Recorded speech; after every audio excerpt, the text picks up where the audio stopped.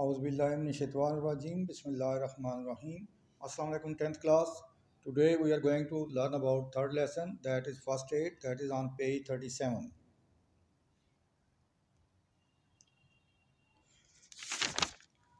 We all need help at times in our lives. Sometimes we may have accidents and we may get hurt. When we are injured or suddenly become unwell, we need someone to help us, someone who knows what to do it. Student, first aid means help that is given or provided to a person when he is in dire need of it. یعنی کسی شخص کو اس وقت مدد پہنچانا جب اس کو اس کی بہت زیادہ ضرورت ہو. فرسٹ ایڈ یا ابتدائی طبی امداد کہلاتا ہے. It is a temporary and immediate help. This timely assistance comprising simple medical techniques is most critical to the victims and is often life-saving. So یہ مختصر سی جو مدد پہنچائی جاتی ہے اور اس میں کوئی خاص جو ہے وہ تکنیکی معاملات نہیں ہوتے ہیں، لیکن یہ اس شخص کے لیے بہت ہی ضروری ہوتی ہے جس کو کہ اس وقت اس کی ضرورت ہوتی ہے. Any lay person can be trained to administer first aid.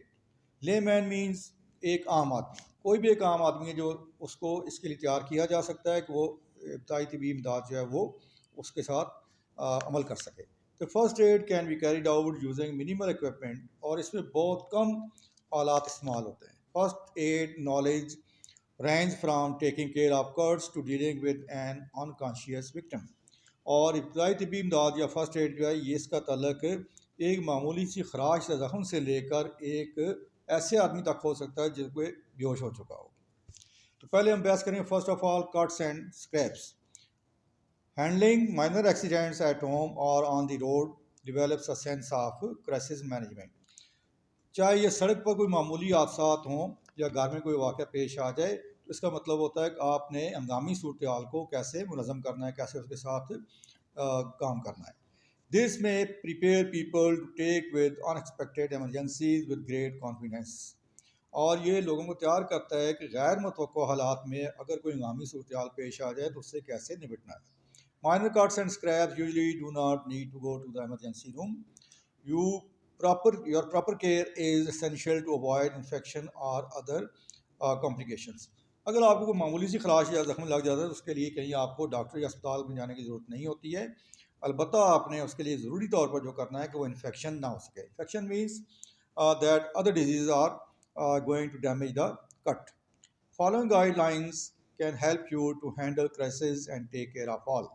اور یہ جو چند باتیں آپ کو بتائی جائیں گی اس سے آپ اس قابل ہو سکیں گے کہ آپ ایسی صورتحال میں کام کر سکیں. First of all, stop the bleeding. Minor cuts and scrapes usually stop bleeding on their own if they don't apply gentle pressure with a clean cloth or bandage. عام طور سے معمولی زخم اور خراش جو ہوتی ہے وہ خود بخود اس میں خون بہنا جو ہے بند ہو جاتا ہے. اگر نہ ہو تو آپ کسی معمولی کپڑے سے لے کے اس کے اوپر تھوڑی دیر تک دباؤ ڈالیں، ٹھیک ہو جائے گا. Hold the pressure continuously for 20-30 seconds and if possible elevate the wound. اور 20 سے 30 سیکنڈ تک اس زخم کو دبائے رکھیں اور اس کے بعد زخم جو ہے اس کا ہاتھ بلند کر دیں یا زخم والا ایسا جو اوپر بلند کر دیں تاکہ زیادہ اس میں خون نہ بہے. Don't keep checking to see if the bleeding has stopped because this may damage or dislodge the clot that is forming and cause bleeding to resume. اور اس کے بعد آپ زخم کے ساتھ چھیڑ چھاڑ نہ کریں کیونکہ اس کے اوپر جو کلاٹ یا زخم کا رکانے کھنڈ بن جائے گا وہ ٹوٹ جائے گا اور دوبارہ سے خون بہنا شروع ہو جائے گا. If blood spurts are continuous flowing after continuous pressure, seek medical assistance. اگر دباؤ ڈالنے کے باوجود بھی خون پھوٹ پڑتا ہے یا دوبارہ سے بہنے لگتا ہے تو پھر آپ اس کو ڈاکٹر کے پاس لے جائیں. Second, clean the wound. It is very essential how to clean the wound. Rinse out the wound with clean water. Rinse means wash quickly. تو اس کو صاف بہتے پانی سے صاف کریں. To clean the area would around the wound, use soap and a washcloth. تو اس کے لیے آپ صابن اور صاف کپڑا استعمال کریں. But soap can irritate the wound. لیکن اس سے زخم جو ہے وہ زیادہ خراب ہو سکتا ہے. So try to keep it out of the actual wound. جو اصل زخم کا حصہ ہے اس کے اوپر صابن نہ لگائیں.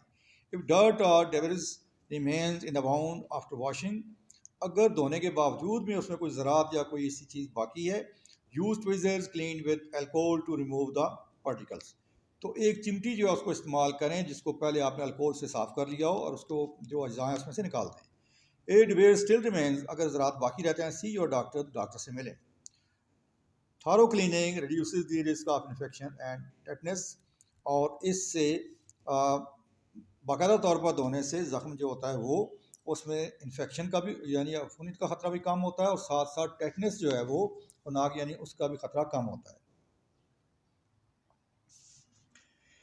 Apply an entity biotic after you clean the wound. Antibiotic which kills the germs. Apply a thin layer of an ointment, antibiotic cream or ointment to help keep the surface moist. اور اس کے بعد آپ اس کے اوپر جو ہے وہ کوئی جراثیم کش کریم یا کوئی مرہم جو ہے وہ لگائیں تاکہ وہ اس کی سطح کو ملائم رکھے. The products don't make the wound heal faster.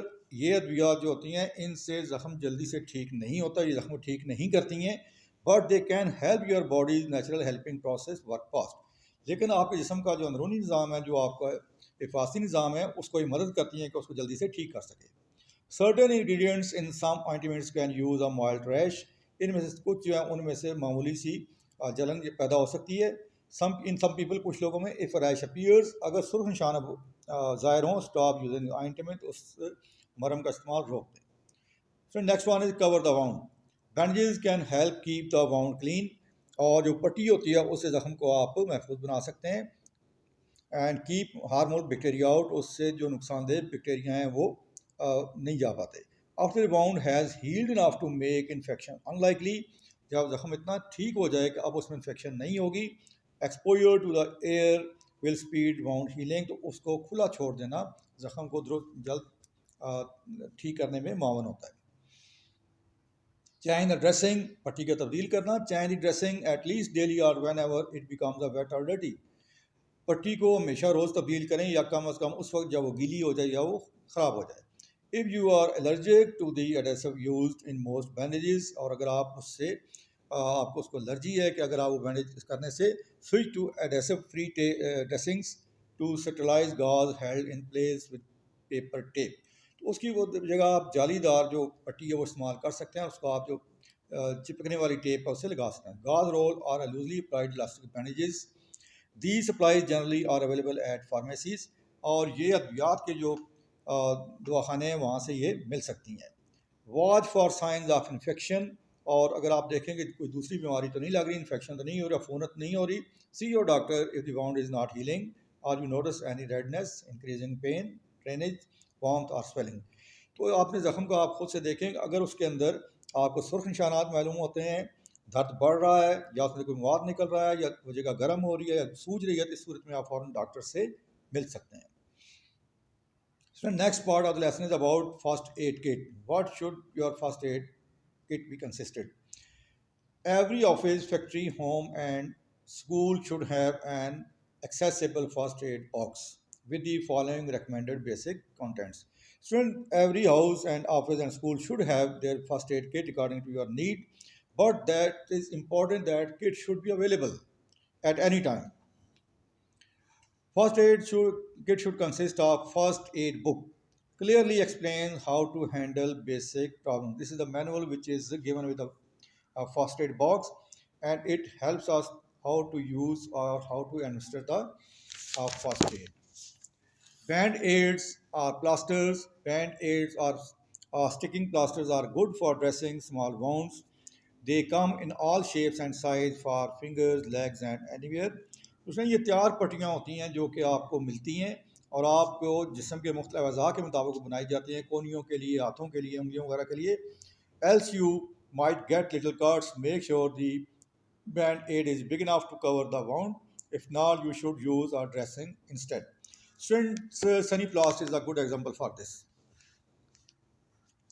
Elastic bandages are good for wrapping sprained joints or making a sling in the case of a broken arm.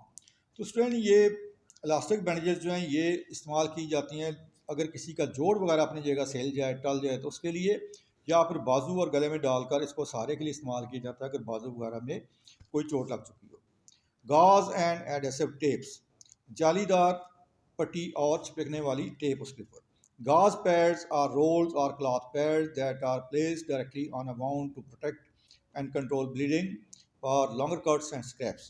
Student these are sterilize also, یہ پہلے سے ان کو جراثیم کش کیا جاتا ہے اور یہ بڑے زخموں کے لیے استعمال ہوتے ہیں. You will need adhesive tape to keep the gauze in place, اور اس جالی کو اپنی جگہ پر رکھنے کے لیے، جالی دار کپڑے کو، پٹی کو رکھنے کے لیے اس کے ساتھ آپ چپکنے والی ٹیپ استعمال کرتے ہیں.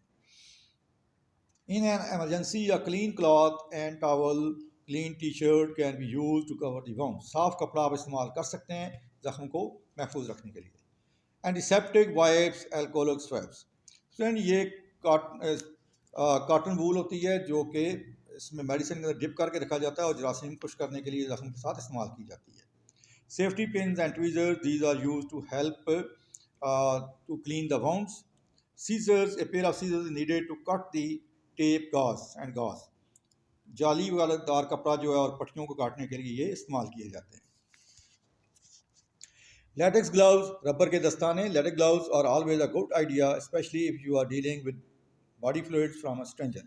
اگر آپ کسی اجنبی کے جسم کو اس کے ساتھ کام کر رہے ہیں، اس میں سے کوئی مواد نکل رہا ہے، تو اس کے لیے بہترین چیز ہے کہ آپ جو ہے ربر کے دستانے استعمال کریں تاکہ مواد آپ تک نہ پہنچے، انفیکشن نہ ہو.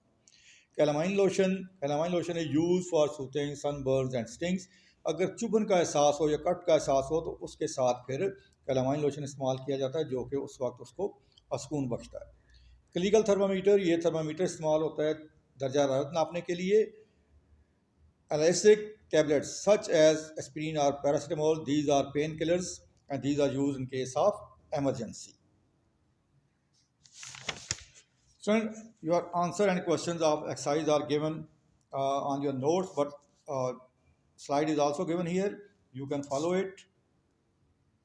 And your objectives are also given on your notebooks. These are also available on screen. Next one, you have to do next two comprehension 9 and 10 on your book. You have to answer the question, you have to give the meanings of the marked words, and also write the summary of the comprehension. That should be 1/3 of the lesson, and you have to give a suitable title for that. Friends, this is your lesson for today. Hopefully you will follow it and will do your homework. Thank you very much. Allah Hafiz.